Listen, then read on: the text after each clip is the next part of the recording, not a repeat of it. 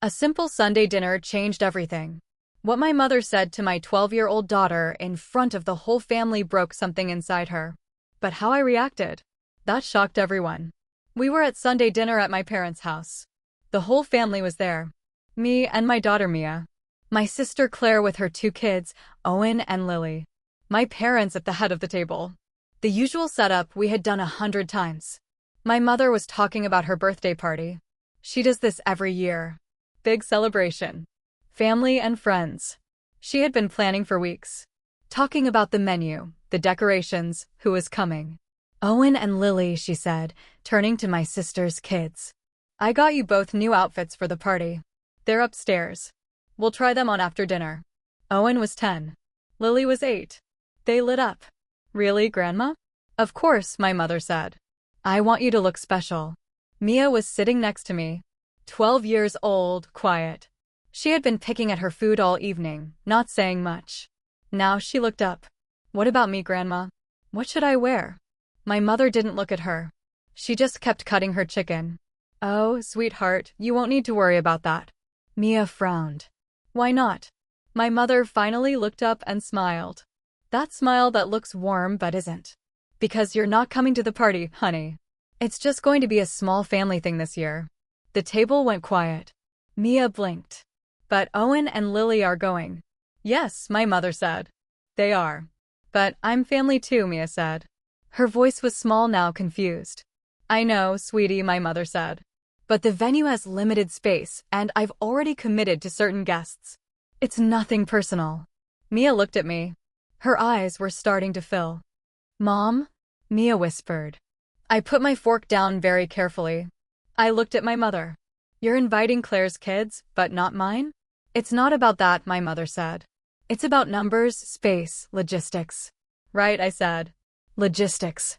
I looked at Claire. She was looking at her plate, not saying anything. My father was doing the same. Both of them silent. I turned to Mia. Get your things. We're leaving. But Mom, Mia started. I said gently but firm, Mia. Mia stood. Grabbed her jacket from the back of her chair. Walked toward the door. My mother called after us. Jessica, don't be dramatic. It's just a party. I stopped. Turned. It's not just a party. You just told my daughter she's not good enough to be included in a family event while her cousins are. In front of everyone. That's not what I said, my mother protested. That's exactly what you said, I replied. And she heard it.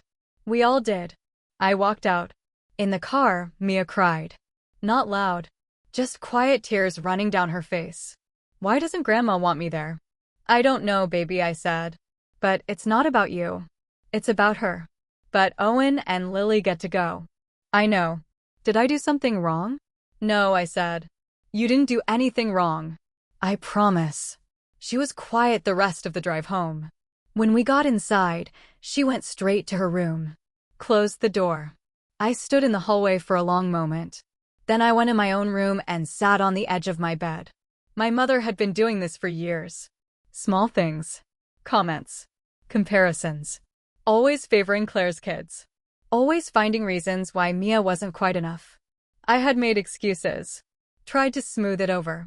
Told Mia that Grandma was just busy, just stressed, just didn't mean it. But tonight, she had said it out loud. In front of everyone. And I was done making excuses. I pulled out my laptop and opened a document. Started typing. An hour later, I had a letter. 2 pages. Clear, direct. No anger. Just facts. The next morning, I printed it. Put it in an envelope. Wrapped the envelope in birthday paper. Wrote on the card, to Mom, happy birthday. Love, Jessica and Mia. Then I called my bank. Canceled the automatic payment I had been sending my parents every month. $300 for years. To help with expenses. To be a good daughter. Not anymore. I also called the insurance company. My mother was on my cell phone plan. Had been for 5 years. Because it was cheaper to add her than for her to have her own. I removed her. Then I called the credit card company. My mother was an authorized user on one of my cards. For emergencies, she had said. I had noticed over the past year, she had been using it more.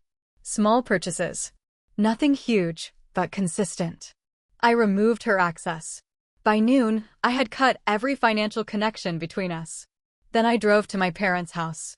My father answered the door. "Jessica, your mother is still upset about last night." "I'm not here to talk," I said. "I'm here to drop off her birthday gift." I handed him the wrapped envelope. "Make sure she opens it at the party." In front of everyone. My father frowned. "What is it?" "She'll see," I said. I left. The party was on Saturday. I didn't go, obviously. Mia and I stayed home. Made cookies. Watched movies. Had a good day. My phone started ringing around 7 p.m. My mother. I didn't answer. My father. I didn't answer. Claire. I let it go to voicemail. Then a text from Claire. "What did you do?" "Jessica, call me. Mom is losing it." I didn't respond. Another text. "She opened your gift in front of everyone. What were you thinking?" I smiled. Exactly what I wanted. The letter I had written was simple. It said, "Mom, this is the last communication you'll receive from me. You told Mia she wasn't invited to your birthday while inviting Owen and Lily. You did it in front of the whole family. You hurt my daughter, and I'm done pretending it's okay. We won't be attending future family events. We won't be available for Sunday dinners or holidays. You will not have access to Mia. You made your choice. Now I'm making mine. Also, effective immediately. I've canceled the monthly payments I've been sending you. I've removed you from my phone plan. I've removed you as an authorized user on my credit card. You're on your own now. I hope your party was everything you wanted. Jessica." My mother called again. And again. I blocked her number. My father called from a different number. I answered. "Jessica, your mother is devastated. She's crying. The party is ruined. People are asking questions." "Good," I said. "She devastated Mia. Now she knows how it feels." "She didn't mean to hurt Mia," my father said. "Yes, she did," I said. "She's been doing it for years." Small cuts. Comments. Exclusions. I ignored it. I made excuses. I told Mia she was imagining things. "But I'm done." "She wants to apologize," my father said. "I don't care," I said. "It's too late." "You're being unreasonable," my father said. "I'm being a mother," I said. "Something Mom forgot how to do where Mia is concerned." I hung up. 3 days later, a letter arrived. My mother's handwriting. I didn't open it. Threw it away. A week later, another one. Same thing. Trash. A month later, my sister showed up at my house. I opened the door. She looked tired. "Can we talk?" Claire said. "About what?" I asked. "About Mom," Claire said. "She's really struggling." "So is Mia," I said. "Your daughter excluded my daughter from a family event while your kids were invited. And you said nothing." I didn't know what to say, Claire admitted. "How about, that's not fair?" I suggested. "How about, Mom, you can't do that." "How about anything?" Claire looked down. "You're right. I should have said something." "Yes," I said. "You should have." "Can we fix this?" Claire asked. "I don't know," I said. "Can you?" She didn't have an answer. It's been 6 months. Mia hasn't asked about my parents. Not once. She mentions Owen and Lily sometimes, wondering how they're doing. But she doesn't ask about Grandma. I think part of her is relieved. Last week, my mother sent a card to Mia for her birthday. Generic message. "Love, Grandma." No gift. No personal note. Just a card. Mia looked at it. Put it on the counter. "Can I throw this away?" "If you want to," I said. She threw it away. That evening, she came and sat next to me on the couch. "Mom?" "Yeah, thank you for walking out that night." I looked at her. "You're welcome." "I know it was hard," she said. "But it made me feel like you chose me." My throat tightened. "I did choose you. I'll always choose you." She leaned against me. "Good. My mother doesn't have my number anymore. She can't call. Can't text. She sends letters occasionally. I don't open them. She sent a Christmas card last month. It came back. Returned to sender. I had moved and didn't give her the new address. Claire and I talk sometimes. Carefully. She apologized. Really apologized. She said she didn't realize how bad it had been. That she had been so focused on her own kids, she hadn't seen what was happening to mine. Sometimes love means walking away. Not because you stop caring, but because you start protecting. I chose my daughter. And I would do it again.